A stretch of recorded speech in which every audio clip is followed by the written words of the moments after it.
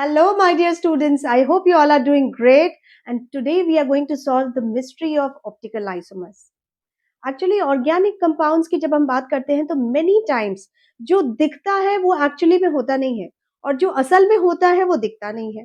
ऐसा ही कुछ होता है ऑप्टिकल आइसोमर्स। दो जुड़वा भाई जो दिखते तो बिल्कुल सेम टू सेम है बट एक्चुअली में सेम नहीं होते, दे आर डिफरेंट, राइट? जैसे आप ही इमेजिन कर लो, सपोज आपका कोई जुड़वा भाई या जुड़वा बहन है जो देखने में तो बिल्कुल आपके जैसा है, same to same true copy, but assume करो कि जहां आपके हाथ है वहां उसके पैर है और जहां आपके पैर है वहां उसके हाथ है, तो क्या आप दोनों सेम हो? Not, obviously not, right? तो जो काम आप कर सकते हैं क्या वो कर सकता है? बिल्कुल नहीं कर सकता। और जो काम वो कर सकता है वो तो आप बिल्कुल ही नहीं कर सकते। देखो कितनों ने तो इमेजिन करना भी शुरू कर दिया। तो this is actually you both are optical isomers. तो ऑप्टिकल आइसोमर्स भी कुछ ऐसी चीज है कि जो दिखते देखने में तो बिल्कुल सेम है। As for example look at these two compounds, they look exactly same to same, right? Same carbon atom है with all the four groups attached, all the four groups similar attached here, but ये दोनों same compound नहीं है, these two are different. So today we are going to solve the mystery of these two compounds, how they are going to be different, right? ये दोनों compounds बिल्कुल same है, molecular formula same है, bonding arrangement same है, but इसका orientation, spatial orientation of atoms are different. देखिए यहाँ red balls are pointed towards the right side, here red balls are pointed towards the left side, here blue balls are pointed towards left and blue balls are pointed here towards the right side. So today we are going to learn how these are optical isomers and how do we identify that what are our optical isomers. And this topic is so important that चाहे वो first chapter हो organic का, चाहे आप hydrocarbons पढ़े या last chapter हो organic का, चाहे वो जेई का एग्जाम हो, नीट का एग्जाम हो या बोर्ड का एग्जाम हो, और any competitive exam you are going to write, this topic will always be applied everywhere all over the organic chemistry, right? So very important topic it is and very important concept. So all of you please understand. I know that you all of you might feel it very a little confusing, but I can guarantee that after watching this video lectures your concept is going to be completely clear and आप problem solve करने में बिल्कुल comfortable हो जाएंगे। Okay, so optical isomers means we have to talk about something related to light. तो ये जो optical isomers होते हैं, जैसे अभी हमने इन दो कंपाउंड्स की बात की, तो ये दोनों लाइट को अलग अलग डायरेक्शन में रोटेट करते हैं। इनकी फंक्शन, इनकी प्रॉपर्टीज अलग होती है towards light. Now what do you mean by rotation of light? Light को रोटेट करने का क्या मतलब है? तो for that we have to understand certain basic things about light. Okay, तो लाइट जैसे साउंड वेव है वैसे लाइट भी एक वेव है, हमें पता है। Sound is a longitudinal wave and light is a transverse wave. What do you mean by this longitudinal and transverse wave?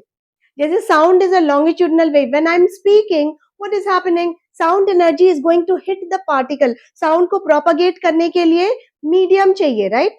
Medium में जो पार्टिकल्स प्रेजेंट होते हैं उसको वाइब्रेट करके साउंड वेव प्रोपागेट होता है।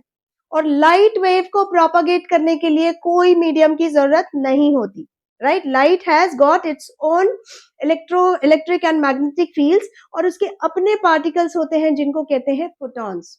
क्लियर?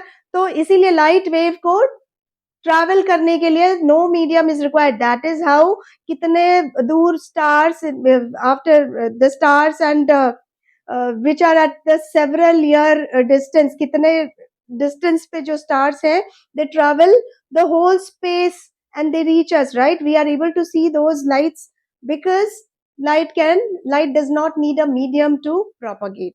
क्लियर? लाइट के अपने पार्टिकल्स होते हैं जिसको कहते हैं फोटॉन्स। तो जब साउंड वेव प्रोपागेट होता है, suppose this is the direction of propagation of the sound wave, तो इसके जो पार्टिकल्स होते हैं ये वाइब्रेट करते हैं in the same direction of propagation, right? When I am speaking the sound wave what is it doing? यहाँ medium में जो पार्टिकल है उसको वो वाइब्रेट कर रहा है। This particle is hitting the next, then this particle is hitting the next, and that's how the propagation of sound waves takes place.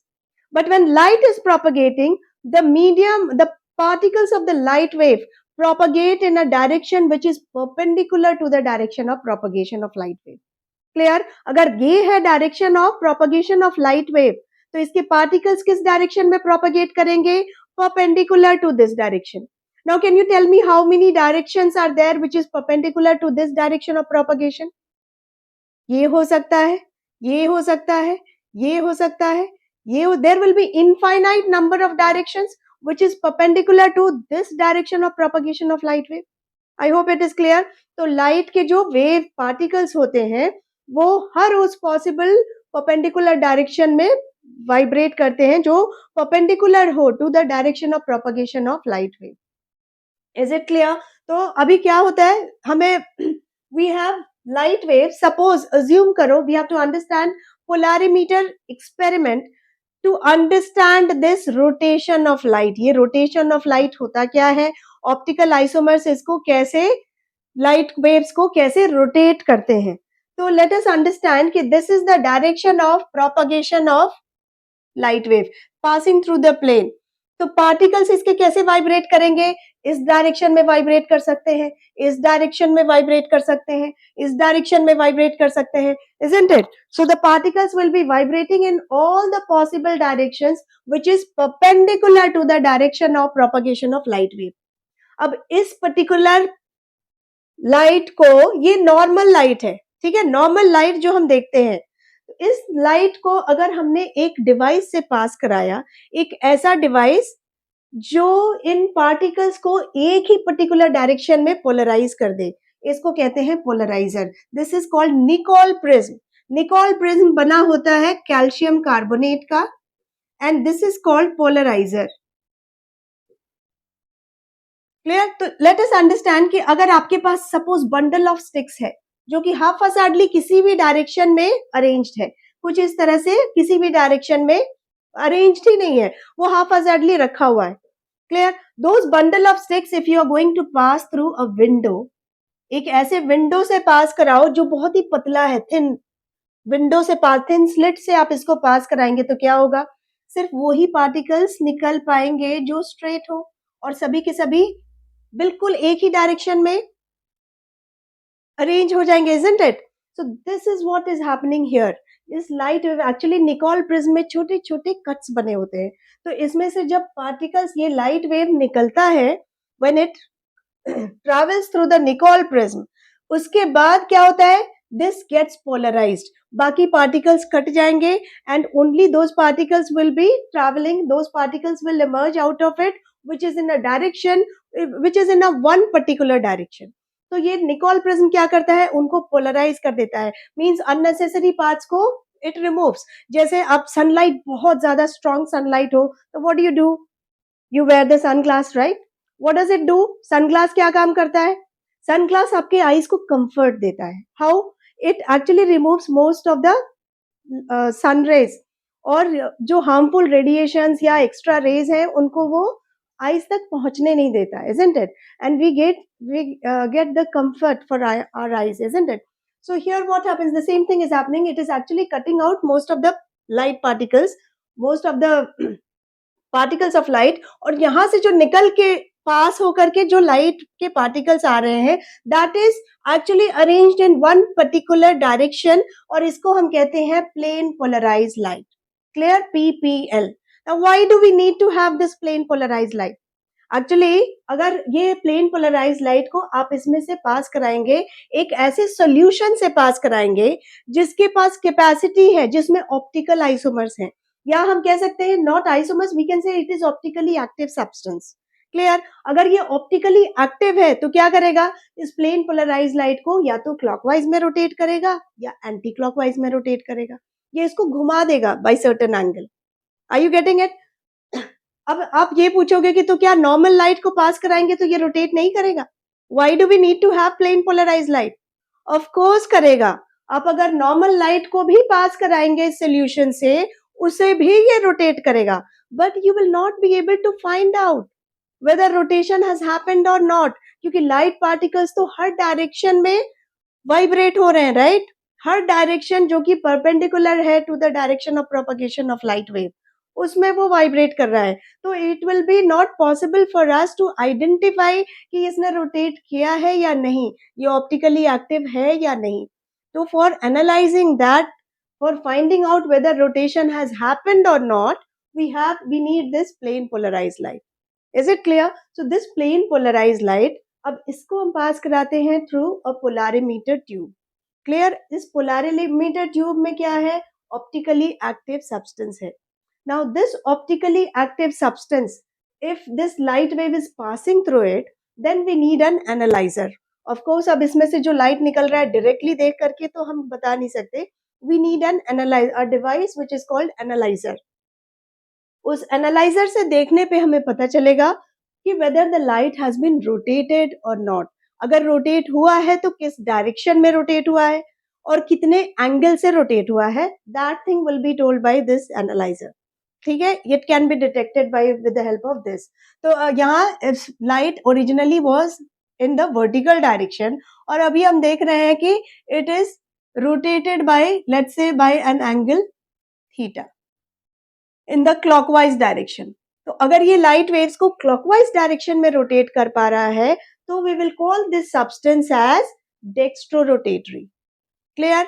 और अगर ये लाइट को anti clockwise direction, this was the original vertical line, original direction of light, और इसको अगर ये anti clockwise direction में by theta angle rotate कर रहा है तो we can call this optically active substance, we can name it as laevorotatory. Is it clear? Dextrorotatory को स्मॉल डी या प्लस साइन से इंडिकेट करते हैं एंड लीवोरोटेटरी को स्मॉल एल या माइनस साइन से इंडिकेट करते हैं. I hope it is clear. So this is all about the polarimeter experiment. Suppose कि यहां से लाइट आपने पास कराया और कोई रोटेशन ही नहीं हुआ. It is exactly same as the previous one. ठीक है, ये प्लेन पोलराइज लाइट अभी भी वर्टिकल डायरेक्शन में ही है. तब क्या होगा?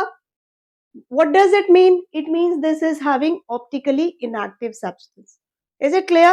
अगर उसने कोई रोटेशन हमें ऑब्जर्व नहीं होता है after passing through this polarimeter tube, तो क्या कहेंगे हम? Then we will call this substance as optically inactive substance. I hope it is clear. अब ये जो ऑप्टिकली एक्टिव और ऑप्टिकली इनएक्टिव क्या होता है? ये होता है, ऑप्टिकली एक्टिव का मतलब है ये एक ऐसा कंपाउंड है कि लाइट जब भी उस कंपाउंड से टकराता है तो वो लाइट को रोटेट कर देगा. जितनी बार टकराएगा उतनी बार. सपोज कि एक कंपाउंड से लाइट ने स्ट्राइक किया to one compound, it rotated by certain angle, let's say 1 degree 2 degree whatever. Next compound से उसने स्ट्राइक किया लाइट ने, नेक्स्ट कंपाउंड फिर से उसको रोटेट कर देगा by the same angle. So whatever how many compounds it is encountering, उतने कंपाउंड वो लाइट को रोटेट करता चला जाएगा. क्लियर? तो ये जो ये रोटेशन है, it what are the factors on which it depends. ये रोटेशन कैसा है? दो सब्सटेंस को हमें कंपेयर करना है, कौन कितना रोटेट कर सकता है, किस एंगल से और किस डायरेक्शन में रोटेट कर सकता है. इसके लिए we need to have certain standard fixed values. Clear? और उस केस में जो रोटेशन होता है, जैसे इसका लेंथ किन किन चीजों पर डिपेंड करेगा? It depends upon the length of the tube, right? It depends upon the concentration of the solution present inside. It depends upon the temperature. If, of course, it depends upon the nature of the light. कौन से light कितने wavelength का ले रहे हैं उस पे भी डिपेंड करेगा. क्लियर? टेम्परेचर पे डिपेंड करेगा. तो ये सारे फैक्टर्स को अगर हमने फिक्स कर दिया तभी तो हम कंपेयर कर सकते हैं कि दो डिफरेंट सब्सटेंस, दोनों का रोटेशन कितना है.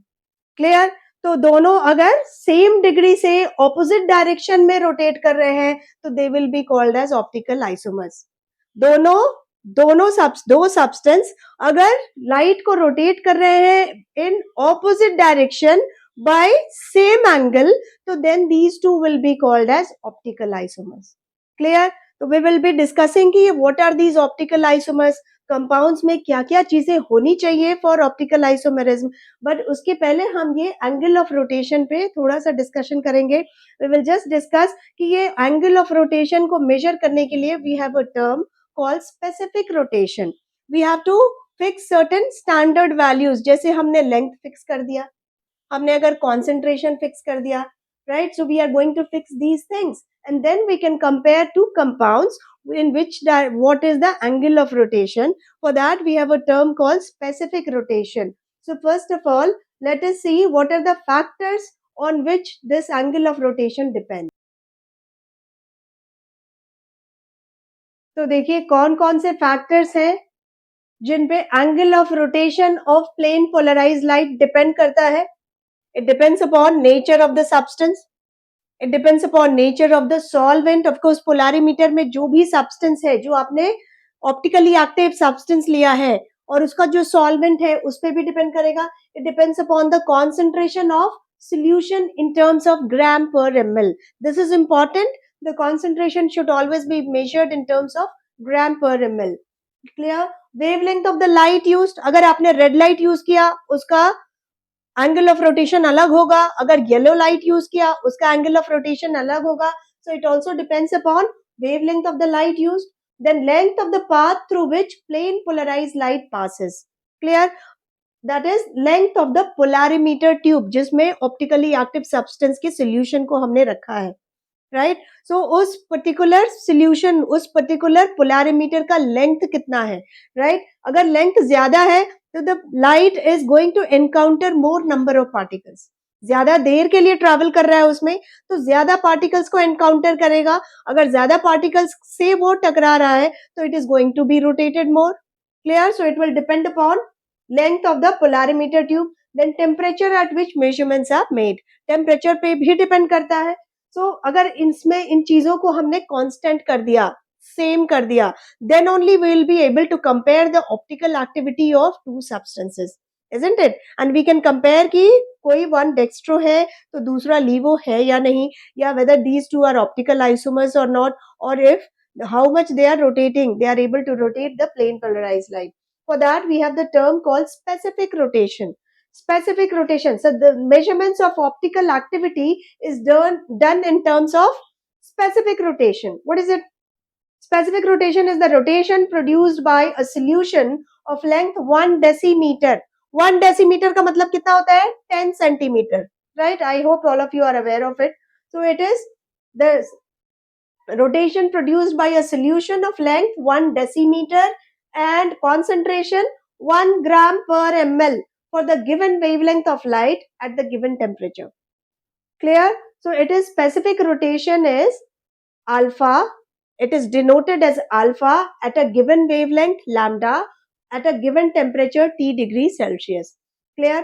यहाँ this is equals to, suppose कि आपने length उसका रख दिया L, आपने length 1 decimeter नहीं लिया है, length of the apparatus given to you is something different. Concentration आपने 1 gram per ml अगर नहीं लिया है, concentration is C, let's say. So in that case length is L, concentration, length of the polarimeter tube is L, concentration of the solution is C, then theta is the angle observed. तो उसका specific rotation हम कैसे निकाल सकते हैं? Specific rotation is theta observed upon L into C. That means theta observed per unit length per decimeter and per unit concentration, that is per 1 gram per ml, per gram per ml. Is it clear? So that is the definition of specific rotation. Length को हमेशा decimeter में measure करना है, concentration को gram per ml में measure करना है. Is it clear? तो now let us solve one question, क्योंकि question solve करने में हम कुछ concepts और सीखते हैं और हमारे concepts की बहुत ज़्यादा clarity होती है. So after doing every concept, it is very important to solve the questions, especially for those who are preparing for their competitive examinations. It's very important. So let us solve this question. The specific rotation of dextrorotatory D form of 2-bromo-octane is minus 36 degree. What is the percentage composition of each D and L forms in a mixture of optical isomers of 2-bromo-octane where the rotation is plus 18 degree? I can understand कि बहुतों को ये question ही समझ में नहीं आया. तो let us first understand कि अगर आपने polarimeter tube में suppose you have kept only the D form, आपने सिर्फ D form लिया है, तो क्या होगा? It will rotate the plane polarized light in clockwise direction. Clear? अगर इसमें आपने सिर्फ L form लिया है, अगर आपने इस polarimeter tube में जो solution लिया है that is only levorotatory, then it is going to rotate the plane polarized light in anti-clockwise direction.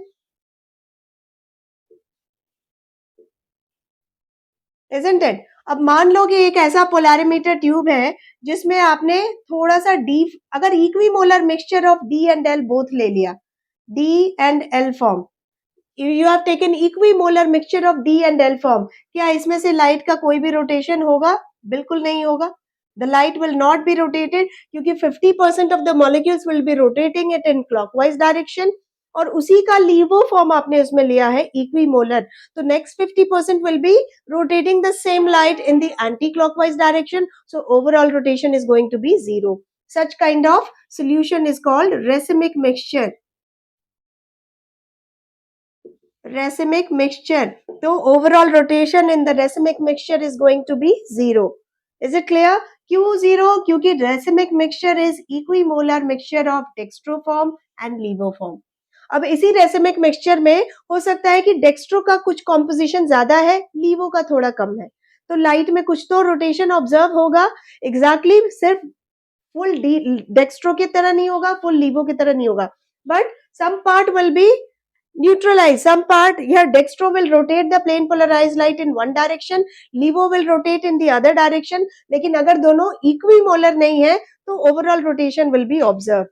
So this question says that the specific rotation of dextro 2-bromooctane is minus 36 degree. Clear? So what is the percentage composition of each dextro and levo forms in a mixture, एक ऐसा solution of optical isomers of that 2-bromooctane जिसमें overall rotation is observed as 18 degree plus 18 degree. तो अगर इसमें dextro का specific rotation minus 36 है तो लीवो का स्पेसिफिक रोटेशन कितना होना चाहिए? प्लस 36. isn't it? डेक्स्ट्रो का स्पेसिफिक रोटेशन माइनस 36 है, लीवो का प्लस 36 होना चाहिए. Let us assume, let us solve this. किन किन चीजों पे डिपेंड करेगा? अब कितनी क्वांटिटी डेक्स्ट्रो फॉर्म की, कितनी क्वांटिटी प्रेजेंट है, राइट, उस पर डिपेंड करेगा. लीवो फॉर्म की कितनी क्वांटिटी या कितना मोल फ्रैक्शन प्रेजेंट है, उस पर डिपेंड करेगा.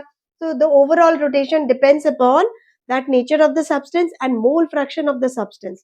क्लियर? सो यहां हम लिख सकते हैं solution, let the mole fraction of d form is x, then mole fraction of L form will be what? Mole fraction of L form कितना होना चाहिए? 1 minus x. इसमें कोई डाउट नहीं है. मोल फ्रैक्शन ऑफ डेक्स्ट्रो फॉर्म हमने x मान लिया, तो मोल फ्रैक्शन ऑफ लीवो फॉर्म कितना होना चाहिए? 1 minus x. फ्रैक्शन है तो दोनों का सम तो 1 ही होगा, तो this will become 1 minus x. Now let us take this. Dextro कितना रोटेट कर रहा है? Minus 36. So minus 36 multiplied by x, minus 36 multiplied by x. क्यों? क्योंकि ये एक्स वाला जो है वो कितने डिग्री से रोटेट कर रहा है? It is rotating by an angle of, this x is rotating by an angle of minus 36, और ये 1 minus x is rotating by an angle of plus 36. isn't it? So this minus 36 multiplied by x plus 36 multiplied by 1 minus x should be equals to overall rotation, that is 18 degree. इसको solve कर लीजिए. Solve it for x. Minus 36x plus 36 minus 36x, this is equals to 18. So we are solving it for x. Minus 36 minus 36, that is minus 72x, should be equals to 18 minus 36. So let us solve it for x is minus 18 upon minus 72, that is going to be 1 by 4. isn't it? So x की value हमें क्या आ गई? मोल fraction of डेक्स्ट्रोफॉर्म हमें आ गया, that is 1 by 4. 1 by 4 का मतलब हो गया 25%, राइट. तो mole fraction 1 by x. Dextro form हमें आ गया, डेक्स्ट्रो डी फॉर्म कितना है? That is 25%. तो एल फॉर्म कितना है? 1 minus x. 1 minus x is 3 by 4, that is 75%. isn't it? L form we have got as 75%.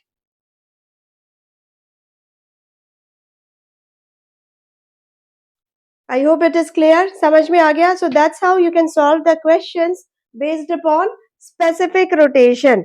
And then we can talk about the optical isomers. ये optically active substance जो होते हैं, ये होते क्या है? What are the necessary criteria? The important criteria जो किसी भी compound को optically active बनाता है. तो पहले देखते हैं what are optical isomers. Optical isomers are the compounds having similar arrangement of atoms but differ only in their spatial orientation. Right? Space में उनका orientation different है, so that their behavior differs towards the plane polarized light, PPL, जिसके बारे में already we have discussed, right? So उनका behavior change हो जाता है towards the plane polarized light, and these are called optical isomers. Obviously एक plane polarise light को clockwise में अगर रोटेट करता है तो दूसरा एंटी क्लॉकवाइज में रोटेट करता है. So these two, if they are rotating the plane polarise light in opposite direction by same angle, then they will be called as optical isomers. Clear?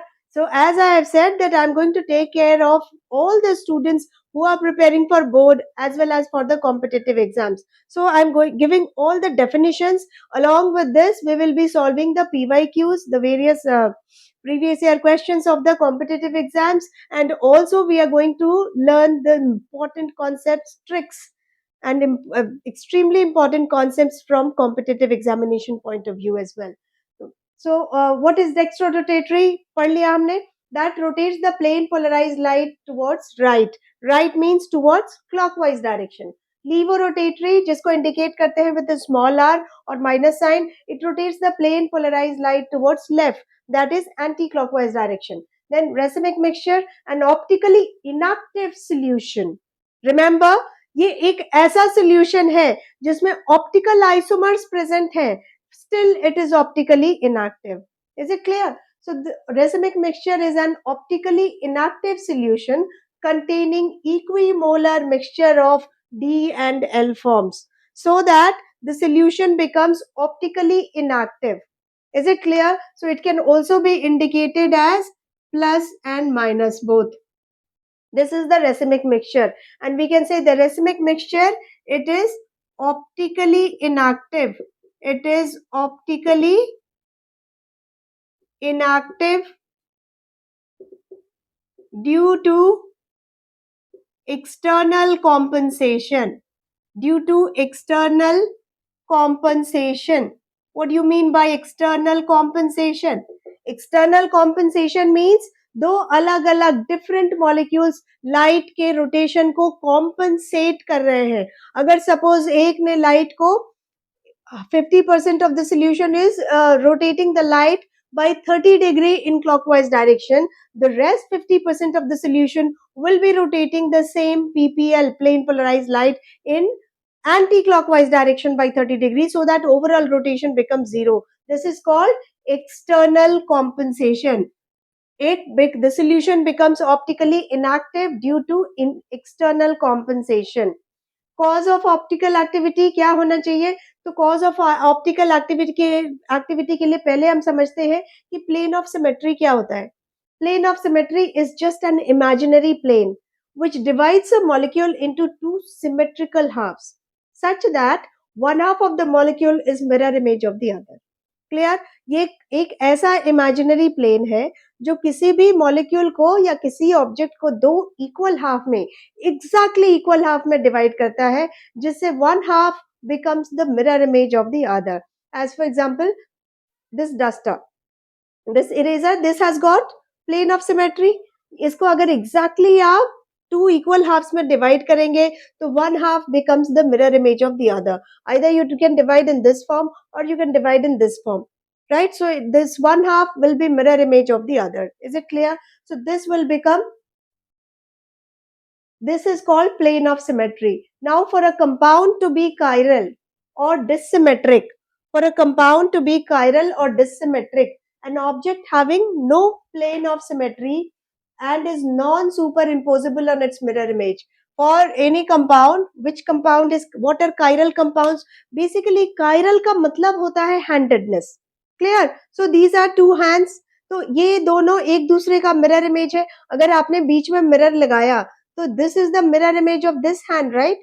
लेकिन आप एक हैंड को उठाकर दूसरे पे अगर रखेंगे तो it is not super imposing each other, isn't it? इसके सारे कॉरेस्पॉन्डिंग पार्ट्स एक दूसरे को कवर नहीं करते। या let us say I have got a pair of gloves. अब राइट हैंड का gloves I can't wear it in the left hand. Clear? That means these two are not same. Getting it? why these two are not same? Because there is no plane of symmetry. अगर plane of symmetry होता इसके जैसा तो फिर एक half दूसरे का mirror image होता, और आप इस एक हाफ को उठाकर दूसरे पे रखेंगे तो वो इजीली सुपर इम्पोज हो जाएगा, सारे कॉरेस्पॉन्डिंग पार्ट्स एक दूसरे को कवर करेंगे। क्लियर? तो सिमिलरली वी कैन से अगर इसका कोई मिरर इमेज है, इस इसका कोई मिरर इमेज है, उसे उठाकर अगर इस पे रखेंगे तो it will be super imposing, isn't it? So that is so this hands, this is called a chiral. The substance or the object or the molecule which does not have a plane of symmetry is called chiral compound. Clear? Is called chiral object. तो chiral और dissymmetric क्या होता है? An object having no plane of symmetry and is non-superimposable on its mirror image, as for example hand. Example में हम देख सकते हैं there are certain chiral alphabets. Chiral alphabets का मतलब क्या हो गया कि the alphabets which does not have a plane of symmetry, isn't it? You can't divide it. There is no plane which can divide this into exactly two equal halves. These are the elements F, J, K, L, right? And achiral objects are the objects which possess a plane of symmetry. जिसके बीच में plane of symmetry होता है, something like this or a ball, उसको आप two equal halves में exactly divide कर सकते हैं, and one half will be mirror image of the other. और या फिर उस ऑब्जेक्ट का अगर आपने मिरर इमेज लिया तो वो एक दूसरे पे सुपर इम्पोजिबल होगा। अगर एक को उठाकर दूसरे के ऊपर आप रखेंगे तो सारे कॉरेस्पॉन्डिंग पार्ट्स एक दूसरे को एग्जैक्टली कवर करेंगे, isn't it? तो those kinds of objects are called achiral objects. तो achiral alphabets as for example देखिए a, इसको एग्जैक्टली आप टू इक्वल हाफ में डिवाइड कर सकते हैं। There is an imaginary plane जो इसको टू इक्वल हाफ में डिवाइड कर सकता है। So these are achiral alphabets. तो कोई भी compound, any molecule, if it does not have a plane of symmetry तो वो क्या होना चाहिए? वो कायरल होना चाहिए। और कायरालिटी या dissymmetry is the necessary and it is the sufficient criteria for a compound to be optically active. Getting it? कोई भी कंपाउंड ऑप्टिकली एक्टिव कब होता है? ये this is actually observed that a compound is optically active. वो plane polarised light को rotate कर पाता है कब? when it is chiral. Is it clear? Means when it does not have a plane of symmetry. So dissymmetry or chirality of a compound is the necessary condition or the sufficient condition for a compound to be optically active. Now what are enantiomers? कोई भी दो optically active compound, optically active stereoisomers which are mirror images of each other are called enantiomers. Is it clear? So enantiomers are two optically, means dextroform and levoform of a particular compound are called as enantiomers. Since now we have understood, we have learnt about the chiral compounds, right? Or chiral objects. कोई भी वैसा object जिसमें कोई plane of symmetry ना हो. So now let us understand कि किसी भी compound में या किसी भी molecule में what do you mean by a chiral center? Chiral center का मतलब क्या होता है? So we have asymmetric carbon or a chiral carbon center. It is sp3 hybridized. sp3 hybridized means उसके चार valencies होने चाहिए, isn't it? There is no pi bond. So sp3 hybridized carbon or a tetrahedral carbon having all the four groups different attached to it. तो tetrahedral carbon आप visualize कर सकते हैं कि since you are sitting in a square or a cube room, cube shape room में अगर आप बैठे हो तो at the center you keep the carbon atom. Let us take this and with the help of this we will understand. At the center of the room you keep this carbon atom. The black ball is the carbon atom, and at the two diagonally opposite corners you can keep the two bonds. The two atoms are kept, the two CH bonds, या two atoms are kept at the two diagonally opposite corners of your ceiling. और जो नीचे के दो other two diagonally opposite corners हैं उन पे आप क्या रखेंगे? The next two bonds. Is it clear? So that's how this is the structure of tetrahedral carbon. And you know that tetrahedral carbon में angle कितनी होती है? All the angles are 109.5 degree, isn't it? All the angles are 109.5 degree. So this is the arrangement of the molecule. अब आप देखेंगे कि इसमें अगर कोई भी कार्बन टेट्राहेड्रल है और उसके चारों एटम्स दूसरे ग्रुप्स चारों ग्रुप्स दूसरे लगे हुए हैं, different groups attached to it, then there is no plane which can divide this molecule into two equal halves, isn't it? तो ये molecule क्या है? Optically active. ये और इसका जो mirror image होगा, that will be optically active, isn't it? This compound and the mirror image of this compound, you can just visualize, क्योंकि हमें स्टीरियो आइसोमेरिज्म में बहुत ज्यादा विजुअलाइज करने की जरूरत है, isn't it? We have to think about the molecule three dimensionally, then only we will be able to understand. So let us understand this. ये एक टेट्राहेड्रल कार्बन है जिसमें चारों ग्रुप्स अलग अलग लगे हुए हैं. अगर ऐसा कोई कंपाउंड है तो देर इज नो प्लेन जो कि इसको टू इक्वल हाफ में डिवाइड कर सकता है. तो this will be optically active. Plane polarise light कभी भी अगर इससे इनकाउंटर होगा तो it will be rotated in any particular direction. अब इस कंपाउंड का एक मिरर इमेज होगा, right? This is the mirror image of this compound. इसमें क्या है? See the green balls are oriented towards the right side, green balls are oriented towards the left side. So these two are different compounds, right? अगर ये same होता तो एक compound को उठाकर अगर हमने दूसरे पे रखा तो ये एक दूसरे को सुपर इम्पोज कर रहा होता, but it is not super imposing, right? Here green is overlapping with blue, and in this side again green is overlapping with blue. So these two compounds are not superimposable. इसको same compound बनाने के लिए हमें क्या करना पड़ेगा? We have to exchange the bonds. We have to break the bond and change the position and rejoin it, isn't it? तब जा करके ये सेम कंपाउंड होगा. So now these two are optical isomers. These two are mirror images. तो इन्हें हम क्या कहेंगे? Enantiomers. अगर ये लाइट को क्लॉकवाइज रोटेशन में, क्लॉकवाइज डायरेक्शन में, if this is going to rotate by an angle theta, this is going to rotate in anti-clockwise direction by the same angle theta. So these two will be what? These two are enantiomers. I hope it is clear. तो एक tetrahedral carbon जिसमें चारों groups अलग अलग लगे हुए हो, that will be considered as optically active. Is it clear? That will be optically active. Now let us join two groups same. अब इसमें हमने ये दो ग्रुप सिमिलर कर दिया. Now let us find out कि इसमें कोई प्लेन ऑफ सिमेट्री है या नहीं.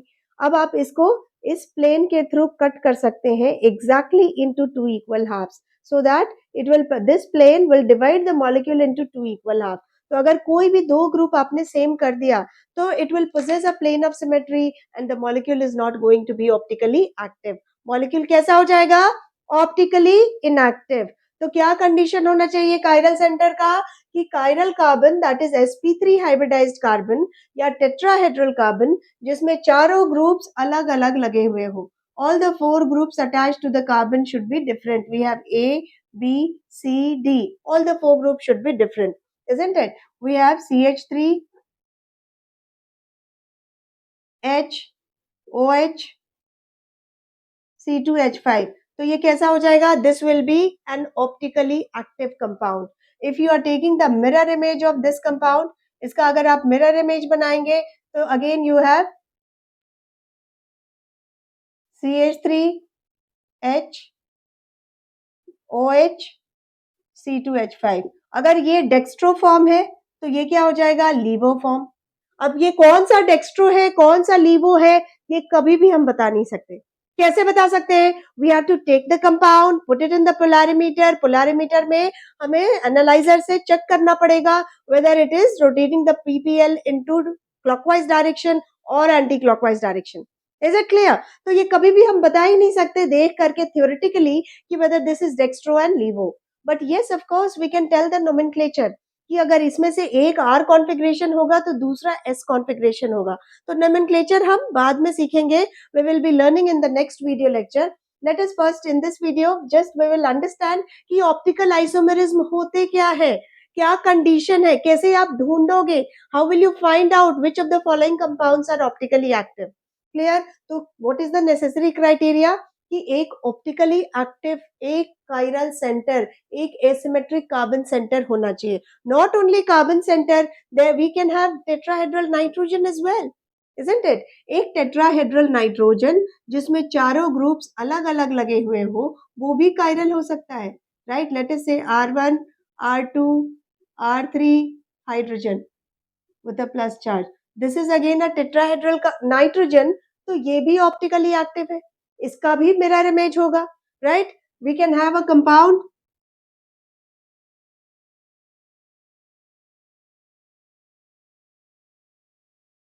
nitrogen, so 1 2 3, let us say CH3 hydrogen with a plus charge. This will also be optically active. This nitrogen is having all the four groups different attached, right? आप इधर से आएंगे तो there is a methyl group, इधर से आएंगे तो this is the alkyl group, then one CH3, one hydrogen, so this will again be optically active. So when, if you have to find out which of the following compounds are optically active, what are the essential criteria? Now can you tell me, will it be optically active? अभी तो ये optically active नहीं है. क्यों नहीं है? क्योंकि ये अल्काइल ग्रुप और ये alkyl group, these two alkyl groups are going to be same. लेकिन अगर हमने यहाँ कोई मिथाइल लगा दिया या कोई भी डिफरेंट ग्रुप लगा दिया, then all the four groups attached to this nitrogen will be different, isn't it? So this compound will not have a plane of symmetry and it will be optically active. I hope it is clear. समझ में आ रहा है? So a compound which consists of at least one asymmetric carbon is capable of showing optical isomerism. At least one asymmetric carbon या asymmetric nitrogen या asymmetric sulfur तो भी ये optical activity show कर सकता है. Clear? The only criteria is there should not be any plane of symmetry. Clear? So let us see this compound. We have tartaric acid. Tartaric acid में देखिए chiral centre है. ये एक ऐसा carbon है, this is the carbon which is having all the four groups different attached to it. We have OH, we have COH, H और ये एक बड़ा ग्रुप, isn't it? तो ये क्या है? एक कायरल सेंटर है. सिमिलरली ये भी एक कायरल सेंटर है. क्लियर? तो these two are chiral center. अभी यहाँ भी इस कंपाउंड में ये दोनों क्या है? These two are chiral center. Clear? यहाँ इस कार्बन से भी लगे हुए चारों ग्रुप्स अलग है, इस कार्बन से भी लगे हुए चारों ग्रुप्स अलग है, तो ये दोनों कैसे कंपाउंड्स हैं? These are chiral centre, isn't it? अब इन दोनों के बीच में अगर आपने कोई मिरर रख दिया तो this compound is mirror image of this. तो अगर ये डेक्स्ट्रो है तो ये लीवो है. कौन सा डेक्स्ट्रो है, कौन सा लीवो है, that is beyond our limitation. हम नहीं बता सकते. कैसे बता सकते हैं? Only by doing the experiments, only by keeping it in the polarimeter tube. Clear? तो अभी हम क्या बता सकते हैं कि अगर एक डेक्स्ट्रो है तो दूसरा must be laevo because they are mirror image of each other, isn't it? ये दोनों ऑप्टिकली एक्टिव हैं and they are mirror image of each other, so they must be enantiomers. And एक डेक्स्ट्रो है तो दूसरा लीवो होना चाहिए. Now let us talk about this compound. इसमें भी ये कायरल सेंटर है. This is also one chiral center and this is also one chiral center. ये दो chiral center है, दोनों के about लगे हुए group same है. COH, COH, H, H, OH, OH. This whole group and this whole group. So all the groups attached are similar, isn't it? And यहाँ there is a plane of symmetry. This plane of symmetry means you can divide this molecule exactly into two equal half so that the upper half will be the mirror image of the lower half. Getting it? तो यहाँ क्या है? Plane of symmetry. अगर plane of symmetry है तो this compound will be optically inactive. Clear? This compound is optically inactive. तो वैसे compound जिसमें कायरल सेंटर होते हुए भी वो ऑप्टिकली इनएक्टिव है due to presence of plane of symmetry is called what? Meso compounds. So meso compounds are the compounds having chiral centers but are still optically inactive due to presence of a plane of symmetry. Clear? So it is optically inactive due to internal compensation. Remember racemic mixture में हमने क्या कहा था?